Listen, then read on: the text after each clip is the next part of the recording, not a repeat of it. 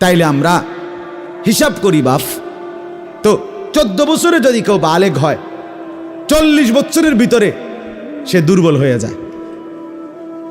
40 বছর। আমার ঠিক, আমি প্রথম যেদিন কোমরের ব্যথা নিয়ে ডাক্তারের কাছে গেছি, প্রথম আমার ডাক্তার সাহেব জিগাইছে, কুমিল্লা মুন হসপিটালের ডাক্তার, হুজুর বয়স কত?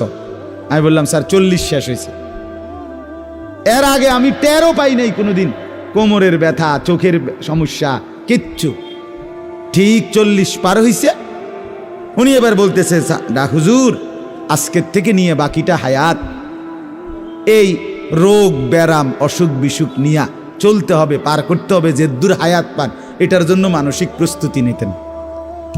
রেডি হয়ে যান। কি হয়ে যান? আর কয়দিন পরে চোখে দেখাইলাম যে ছোট্ট লেখা দেখি না,